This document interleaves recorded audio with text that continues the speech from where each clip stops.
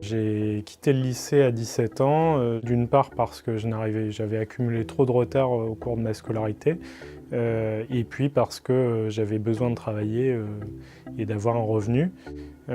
J'ai travaillé ensuite pendant 10 ans, et à l'approche des 30 ans, je me suis décidé à reprendre des études.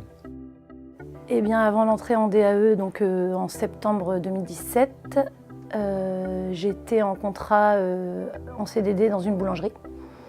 Et puis avant, j'avais effectué plein de petits boulots. Après ma terminale, j'avais pas eu mon bac et j'avais essayé de le repasser en candidat libre avec le CNED. Je suis pas allée au bout.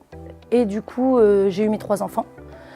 C'est aussi la raison pour laquelle j'ai interrompu mes études. En commençant les cours de DAU, j'avais 2 craintes principales. D'une part, le niveau, et puis d'autre part, j'étais en activité professionnelle à temps plein et j'avais une crainte quant à la compatibilité des cours avec mon activité professionnelle. Au final, ça s'est plutôt bien fait.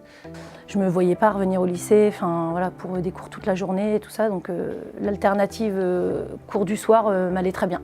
Le DAU est parfaitement adapté à des adultes en reprise d'études. Le format des cours est parfaitement adapté avec une progression dans le niveau de difficulté très lisse. Et surtout, il y a une disponibilité des enseignants qui est formidable. Ils sont toujours disponibles par mail à la fin des cours pour revenir sur des points de cours, pour nous orienter vers des outils pédagogiques. Alors, après l'obtention de mon DAE, donc en juin, je m'étais inscrite sur la plateforme Parcoursup. J'avais fait 5 vœux. J'avais été acceptée dans 4 et du coup au mois de mai j'ai été convoquée pour les entretiens individuels à l'IUT et du coup j'ai été prise. Donc cette année je suis en congé de formation professionnelle, j'ai arrêté mon activité professionnelle pour une rentrée en PACES que j'ai commencé en septembre. Et le but c'est de concourir pour une poursuite d'études en médecine.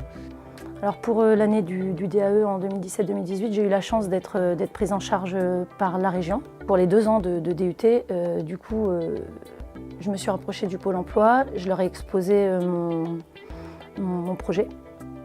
Et j'ai eu la réponse, et donc c'était une réponse positive, à savoir qu'ils me finançaient mes 2 ans de DUT. Donc mon projet après le DUT Infocom qui s'effectue en 2 ans. J'aimerais bien, pourquoi pas continuer sur une licence pro. Alors peut-être en communication institutionnelle à l'IUT, après peut-être ailleurs, parce que les 2 ans vont m'aider aussi à déterminer vraiment la voie dans laquelle je veux m'investir plus après. Et peut-être après un master.